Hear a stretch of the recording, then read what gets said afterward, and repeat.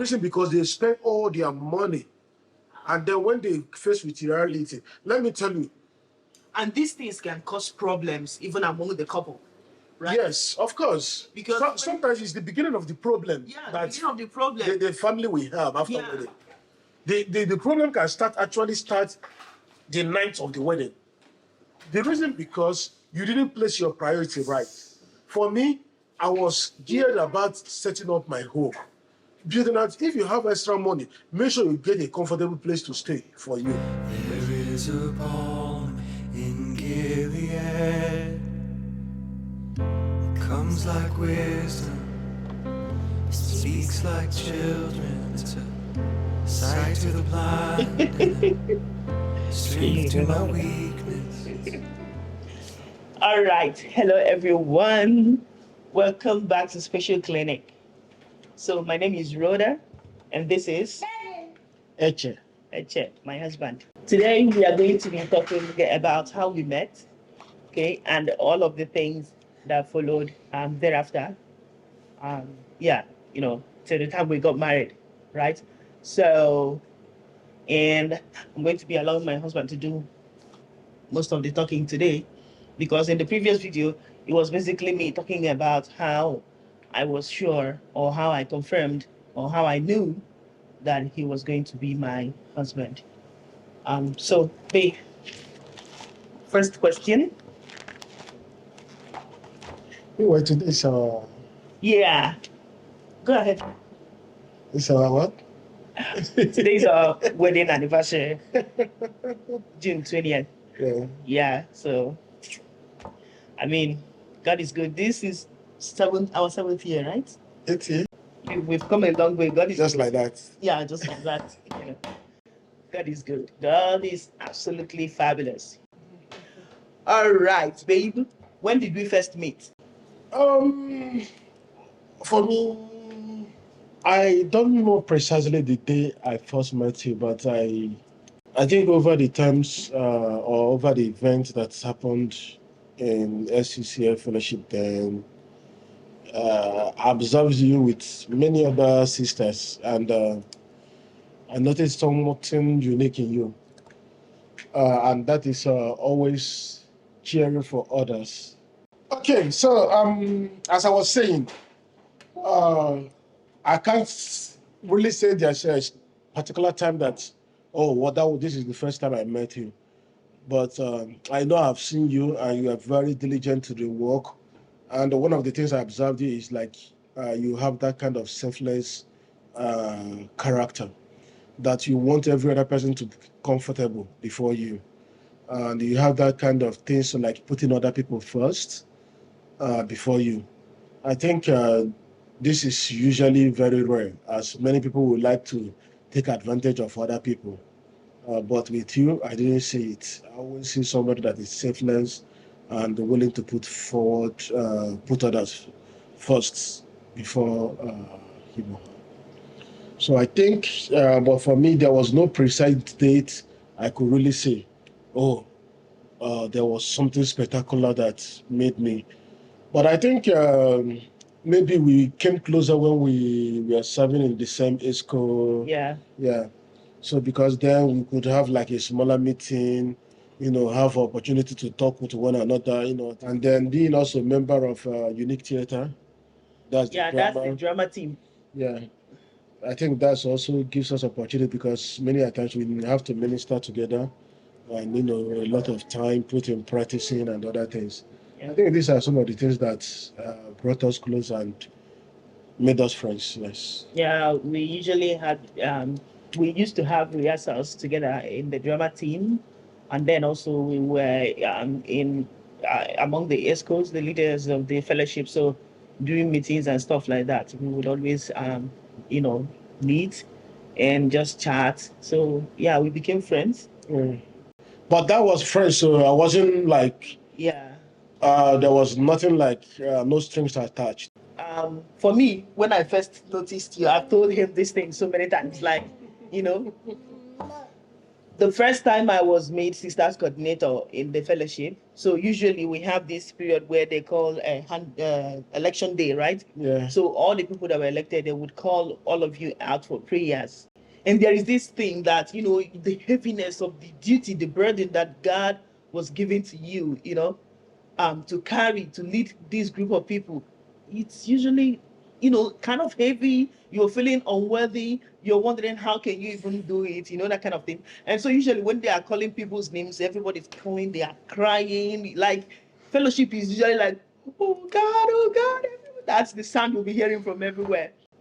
And then they called this brother. That was the very first day I noticed him, and he just stood out to me. They called him, okay. So then that was the first time you were OGS, right? OGS, yeah. Before he later became the fellowship secretary. So they called him, and as he came out, he was just coming and he was smiling, smiling, walking so carefreely, you know, like, and he had these 3/4 shorts, pockets all over. You know, he was looking really rugged, and then he had a mighty, like a very huge headphones. I'm an engineering student, for God's sake. And he's there. And he was just, you know, just walking, smiling, coming out. And I was like, what in the world? Who is that brother? So that was the very first time I took notice of him. Sorry, I would like to add a point here because, I noticed that sometimes when God calls you or want to use a man, you don't need to be qualified and you don't need even to impress God. You know, you can't impress him. Yeah. He knows everything and he knows even your highest weakness. Yes. So you're not the person to help God. It's God that is going to help you. We can't help him. Yeah, and you know, that is one of the things I love so much about him. He is so unique and he's very simple. He doesn't make things too complicated and too complex, but he can be complicated when he chooses to be. All right, wait, let's move on. Well, I think we've answered the second question. Did you ever at any point think I would like to marry that sister? I would say no, at least not the time I was in school. Yeah. Yeah, the reason being that she's not just the only one anyway. I still have many other good sisters that I communicate with, you know. I still have a good relationship with many of them, brothers, you know, everybody just come together, especially those in drama team. Yeah, but I think our own, at some point, you know, was standing out, not because I have any intention of marriage, but because of, I noticed that the way she conducts herself. One, she can keep information. I noticed she can actually be like a confidant.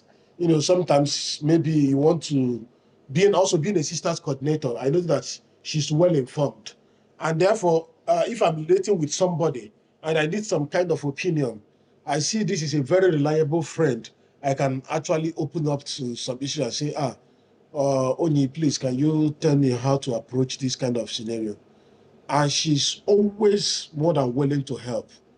You know, so I don't find it difficult ever going back to her if I feel she's going to know, not because I have any other special attachment, but because I found that, yes, she has the knowledge or she has the wisdom that I can actually benefit from whenever I have series of questions to answer. Even after we left school, yes, I was still doing that. Not because I just had the intention to marry her, no, but because I just found a good friend that is very reliable in her. Yes. All right. So you guys remember that in the previous day I already like talked about my own convictions and stuff like that. So I want to ask him, how did you eventually decide or come to know that I was the one you wanted to marry? What was your confirmation? What was it that made you decide I'm going to propose to Oni? Yeah, so okay, let me take a step back forward. I think before when we are leaving school. A step backward. And a step backwards, yes. So I think when we are leaving school, I made up my mind that, okay, my work is done. I'm dropping my things here. Let me go outside there and face my life. Not because I don't want to continue in Christianity or because I want to lower down my God, but I just know I'm not going to be in the fellowship anymore. So let me go and face the real life scenarios.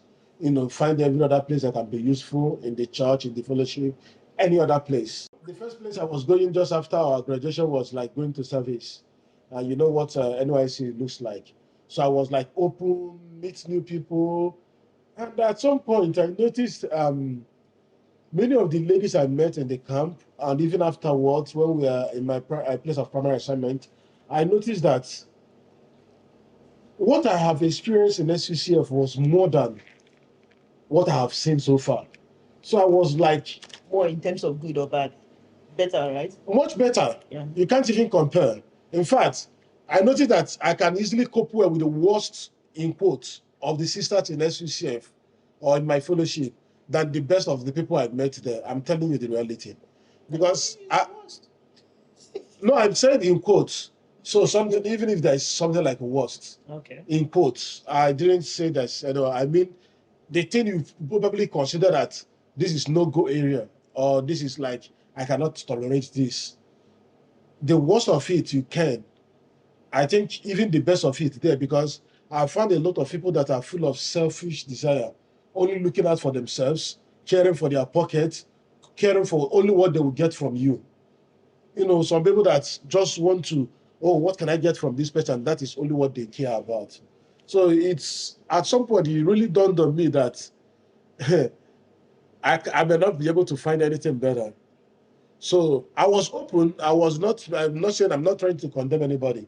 But what I'm saying is, to my own person, I know that what I wanted, I couldn't find it. Definitely have the things you want in a wife you want to marry, right? Yes. So that being said, then she was still my friend. We still talk. And even when I felt like, okay, let me see whether I can just, meet other good friends, I still communicate to her. I remember the one time I would say it's not a date, just like an outing with some other couples. I did let her know. I informed her, I said, oh, there are a couple of couples, we are going together, we are going to see movies, and then after seeing movies, we go there and eat and everything. Oh, what should I do? He was like, oh, you can go. It's meeting with other couples. It's okay. So, okay. I gave myself a pat on my back. I said, okay, if she signs it, it's okay. Not because I was really, I was committed to her, or like, or that she has any Lego or anything authority over me. No. But just like I said, I always drive a kind of advice, or like my confidence, somebody that double checks me. Actually, I have so many people who, like, even as a single girl, young girl, who did that to me. They're always calling me and telling me about decisions that they want to make. Is it good or bad? Should they go ahead with it? It's just, I think it's simply God's grace. At some point after the meeting, it seems things were not really working well. Is, what you really, or what you anticipate is not what you are getting. So at some point I said, yeah, I have to look inside. And then both of us were still friends. And at some point I felt like I've known enough of this lady. And it should be a time to pop up the equation. So I have to count my stocks. And then in counting, I actually came to know that, yes, she is the one. So what was it when you prayed about your decision, right? Of course. So what was it? What did you tell God, or what was it that you took as a confirmation? Like what gave you peace about the decision? Well, for me, what I've always prayed to God, I said, God, I don't want to propose to two ladies. This has been my problem, my prayer. I said, anytime I will meet the correct person, one, it will be clear to me, and I wouldn't want to a situation where I will propose, the person turns down, or even if the person didn't turn down, this relationship breaks at some point, and then I will have to do another proposal to another person. This has been my prayer. And to God be the glory, I only proposed once, and it was that once, and we are here today. So, based on other significance, I didn't pray for anything significantly. I believe that if I see the person, I will know, and it's my choice to make. Yeah. I know if... And God is in you. Yes, I know that if God didn't want me to take the other part, I met many other wonderful ladies. But even when I want to go closer, I will feel something deep in my heart, with a kind of restriction that will tell me no. Yeah, so there was a really conviction, deep in my heart, that yes, she's the one. And I didn't really have any doubt about it. It was clear deep in my heart. I felt a kind of peace. Can you tell us about your proposal? We hinted at it last time. And then you also, because, having come to this point in our marriage, we have learned a lot of things.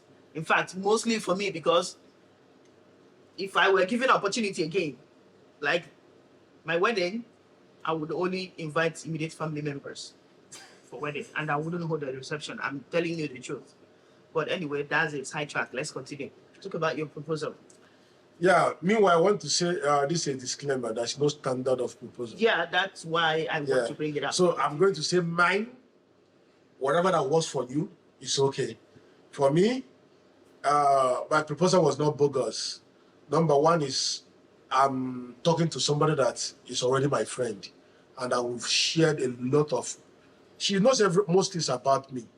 She knows my family. Not too deep, but at least she knows the members of my family, and I've known her members of her family. So when it came to propose, I don't see it as something extraterrestrial. Even your friend, you can make it spectacular if you so. Yeah, if you think. Whatever. But for me, one is we are far apart, and I felt in my heart that this is the time. So I was in Port Harcourt, she was in Kwara. That's about 9 hours drive apart. So, and I couldn't just wait and said, okay, whatever we'll meet. So I felt like, okay, let me call her on phone. I said, okay. I called her on phone and I asked the question simply, do you think we can get married? Well, some people may say, oh, this is not the right way. You should have asked, will you marry me? Well, for me, I still see it as... what happened? You were chatting me on phone. We were chatting on WhatsApp, right? We were chatting on WhatsApp and he was saying some things. I can't even remember because that was my Nokia Asha. I don't have the phone anymore. So he was saying some things and then he said, can I call you now? I need to call you. And I said, call me now. So he called me immediately and I picked the phone and he said, do you still think we can get married? So I kept quiet. I kind of knew that was what he was going to say anyway. I knew he was going to talk about marriage because the way he asked me, can I call you now? So, and then he said, I know it's a tough question, right? I did not say it was that. He was saying everything by himself. Okay, just take your time. Well, I wasn't even surprised when he popped it, It was definitely going to come because God said it. And, that experience has really built my faith and trust in what God says and how God speaks to me. I didn't take time to give me a reply later on. After I popped up the question and we ended the call, I had so peace and joy within me. I went to bed that night sleeping like a baby. I felt so much. I don't have response yet, but what that eagerness and that prompting deep in my heart. Yeah. I believe I have done it, and I've told God I'm not going to do this in 2 times, not because I'm trying to compel. Yeah. To marry somebody I've proposed. But you didn't even tell me that was what you Yes, I didn't. Yes. Because after I agreed. Yes. And you told me. But this I is what had that prayed. peace of mind. And I went to bed that night. I slept very well.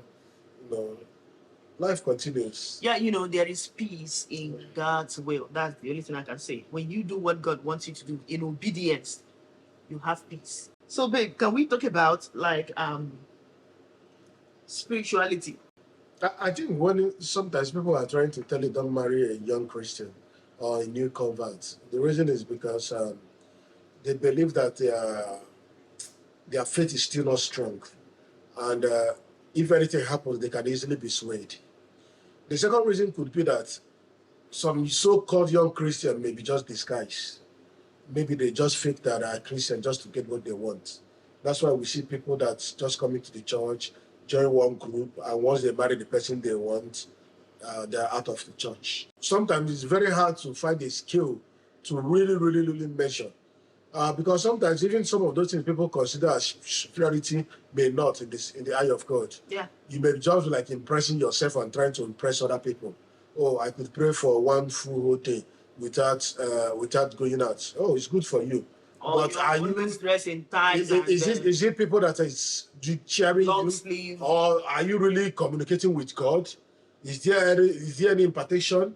Could you really say that yes, your life changed, or after doing it, you are still back to square one? So for me, I don't put anybody's level of Christianity. It's remaining is between you and God to measure what is your daily walk with Him is. But that does not mean, let me also say the other side, that, yeah, you should just, as long as somebody's coming to church. Coming to church is different from being born again. Somebody could be in all the departments in the church, but they don't have a relationship with God. God doesn't even know them, right? So you need to also be careful like that, which is why, of course, it's good to take some time to get to know each other, okay, to observe like characters and stuff, especially if it's somebody you've not known for some time, right? For me, when we were caught, I was not really observing anything. Like, I've seen him when he's so relaxed. He's a very playful person. So that's why some people never really take him seriously, right? Sorry, I need to add on this because I need to go and pick up press. Okay. So the fact is, actually for me, I don't believe in courtship. I don't know what was for you. I'm not against it, but I don't believe in courtship. What I believe and what I teach people is I believe in friendship. Yeah, but they usually call that period courtship. I don't know what you call courtship for me, because you know, some of these times when we define it, people act it.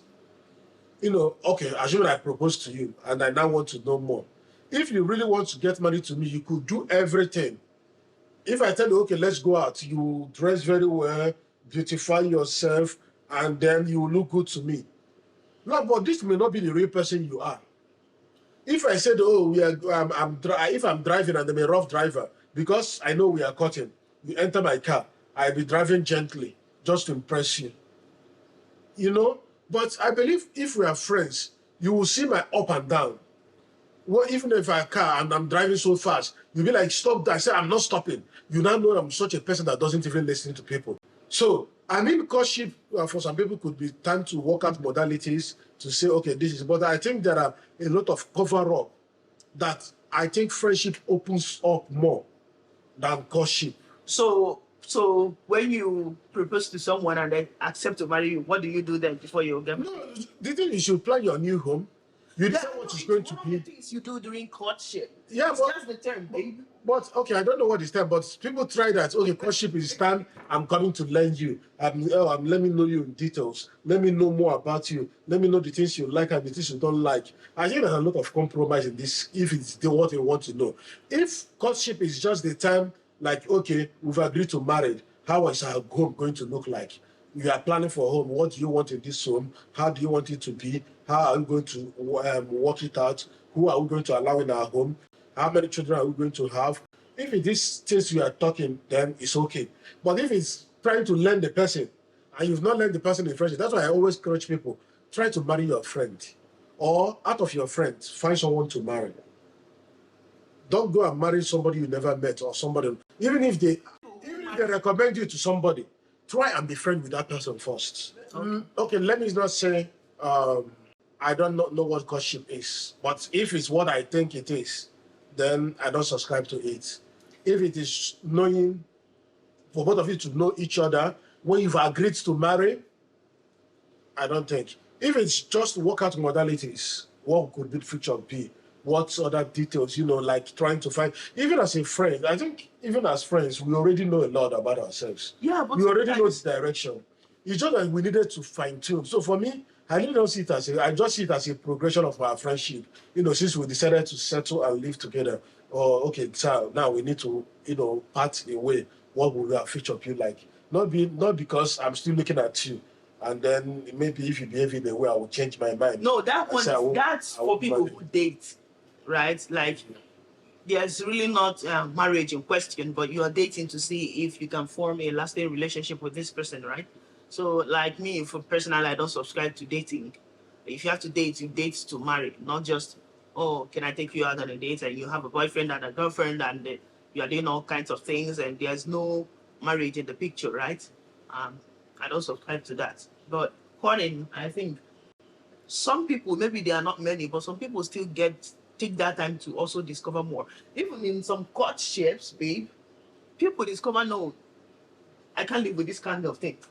Mm-hmm. Somehow somebody slips up and shows what exactly they are made of. Yeah. And they say, no, this is a no-no for me in marriage. That's if they are open. Because what I'm saying is, when it's this courtship, people tend to package, still hide those things they don't want you to know about them. Okay. So this is problem. If you are open, which I feel friendship is usually open because no strings are attached. You are not planning I'm going to marry you or you are going to marry me. Henceforth, you are not like packaging yourself. You know what I mean? So if the courtship, both people are sincere, showing out your good and the downsides, then it is good. But if it's let's package, courtship is now, when we go and meet your parents, or let's go down, you go and package and behave like the person you are not, just because you want to every other person to believe you are safe. Okay, babe. So on that note, Yeah. what should we be doing during courtship? So what were we doing? I think most times it was we are planning our future. Yeah. What will our home be like? Where would we like to live? What will you be doing? How do we manage other extended family members? How are we going to accept them in our home? How are we going to treat them? How are we going to, manage our finances? How are we going to manage our career? I think these are some of the questions Yes. we need to answer. There are things that you have to do, right? Yes. Yeah. You remember some of the things you said? This babe of mine, he said we will be doing everything together, and we still do them today, right? So we'll be praying together, as the chance permits. We'll be eating together, like the eating together we always eat together from one plate. I'm telling you the truth, from one plate, one bowl. Yeah. So some of these things you listed are the things I believe should be like you guys are working modalities to fine-tune it, to fine-tune how your home will be, how both of you can align together, not because you are still trying to observe the differences or observe, check this person or no. Yes, you can know each other already, but to pave way. Talk about the number of babies. Yeah. These are some of the things I think you should discuss. What did you tell them what you told me? How many babies did you say? Oh. You wanted one. He said we were going to have one baby. And I was saying, what? What? One baby? For what? Me, I love a full house. Okay? I wanted 6. I wanted to have 6 babies, but man, giving birth is not babes. Right. Yeah. I'm actually not. I don't think I said one. No, you said one, baby. From the onset. You said onset. You said one, babe. You said one, and then you said if we overstretch, then we could have 2. Okay. 2 is it? But you said 1. I can't remember when we had the discussion. I know I said 1, but the fact is, I think it was after I came here to study. Yeah, we were talking on phone. Yes. Because I think the lifestyle of here, I was trying to be realistic with what's around here. Having a large family here is. And then I was not even in agreement with coming here to live. Yeah. Okay? We are going to talk about that in another video. So I wasn't even in agreement to coming here to live. But God has his way of doing things. All right. And then we used to pray together too. Together, mostly on phone, really, because he was always away from me. All the time we were cutting. Most of the times we were calling. So, babe, I think I should ask you about planning for the wedding. How do you plan for a wedding? What amount? Let me bring out the question so you can say. How do you plan for the wedding? Is there like a capstone amount of what you should spend on a wedding? What should you do in a wedding, especially a Christian wedding, right? What do you think are the do's or don'ts? Okay.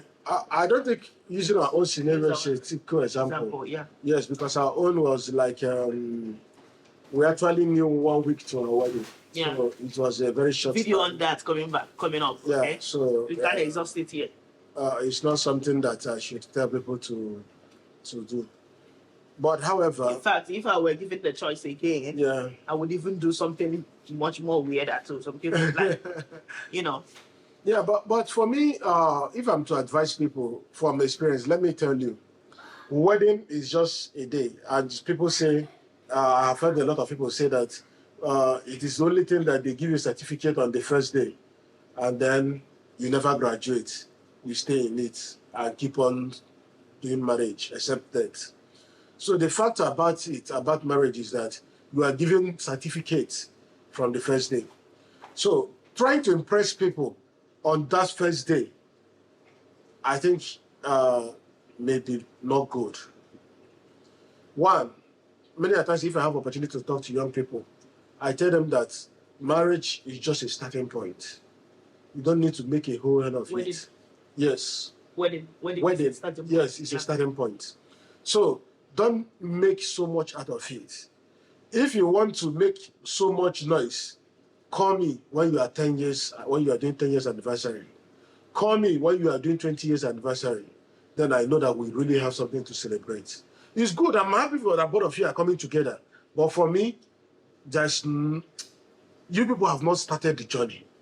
This is still the start of the journey. So the celebration should just be kept, simple. Now, if you have money to call the whole of the city to attend your wedding, it's good. But for me, I will tell you, don't even touch your savings if you have any in the name of wedding. Don't even go extra your normal budget. You can just make an extra allowance, but don't make something that when you finish, now paying your house rent will be problem. Putting a food on your table daily will be problem. Getting your clothes you will wear or for your wife to put on should be problem. Because many people after wedding go back home poorer than they were.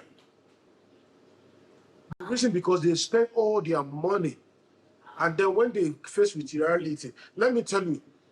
And these things can cause problems even among the couple, right? Yes, of course. Because sometimes it's the beginning of the problem. Yeah, that the beginning of the problem. The family we have after wedding. The problem can actually start the night of the wedding. The reason because you didn't place your priority right. For me, I was geared about setting up my home. Building out, if you have extra money, make sure you get a comfortable place to stay for you. Make sure you get anything that will make life easier for both of you going forward from that day. Rather than trying to call the whole people to come and eat and celebrate so that they will say you did the best wedding. The truth is that I was told there's no best wedding on this world. So whatever you do and you are trying to do, somebody can do it and stop it. Somebody must stop it. And there's no worst wedding. When you think there's worse, there are some people, there's some wedding that even people don't even call anybody. So don't think your own is the worst. So whatever you can come up with, both of you agreed, do it. Don't try to impress anybody. Don't try to impress friends. Don't try to match up with your friends. Oh, because your friend called 100 people and then okay, I don't want to talk about how much I've had because then we didn't have anything. I didn't have best man. No best man, no bridesmaid. There was no like high table or anything. Everybody was seated in their own table, round table, different tables. We did. What else did we not have? No invitation card or anything. No invitation card. Even while everybody was still seated, we shared our souvenir. It was not. I had to drive myself to my wedding day. I drove myself to the church. I don't have to get anybody to. My car wasn't decorated. It was just washed and it's clean. Mine wasn't decorated. The car they drew me. Yeah. They drove me in. Yes. Was not decorated. Yeah. So I think the thing is, you really need to understand the marriage is a union of two people, and the wedding is just this. Is just a symbol that we are bringing these two people together. Because you face the reality of marriage immediately when you finished, and you find out that if there were 100 people that attended your wedding, after 1 week, only one person will come back to ask you, how are you people? Okay, let me be fair. 10 people will come back to ask you how you people doing. After 1 month, only 2 persons will come. After 6 months, nobody will care to know how you people are doing. Because people are busy. It's just a story, an event that happened one day. And some people will just be looking at when you people will break. Let's see how this will work. Yeah. You may be thinking everybody meant for real. Some people are looking at, let's just give them 6 months. They will definitely come back and come and beg us. Okay, to summarize, I want to read this place from the Bible. Proverbs chapter 19, verse 21. Many are the plans in a man's heart, but it is the counsel of the Lord that will stand. And then also in Proverbs 3, 5, and 6, trust in the Lord with all your heart and lean not on your own understanding. In all your ways, acknowledge him, and he shall direct your path. So I think all in all, it all boils down to you as a child of God, just leaning on the Lord to lead you in whatever decision it is that you're going to take. As a single person hoping to get married one day, or planning to get married, or looking for someone to get married, right? To whether or not you've seen, just do not lean on your own understanding, because I think it's the Lord that knows what is inside a person. Yeah. Okay, what you see may be a facade, right? Somebody could be prayerful, could be studying the Bible, could be teaching in different wings in the church or in the fellowship, but really in their heart, there's a question. There's a question mark over it. So if you lean on the Lord to lead you and not, lean on your own understanding, He will definitely direct your path. Okay. Yeah. And I married my best friend. And 8 years down the line. Yeah, it's 8 years, not 7. So let me say 8 years anniversary. Actually, we wedded in 2015, right? Yeah. So 8 years anniversary. Yes, 58 years or 8 years more. I'm not counting more. Forevermore. All right, guys. Thank Happy you. anniversary. Happy anniversary too, babe. I love you. Okay, so yeah, we should go and find something to do for our anniversary. Honestly. What? Find something to do. Yeah, we should find something to do. I will not be silly. Okay.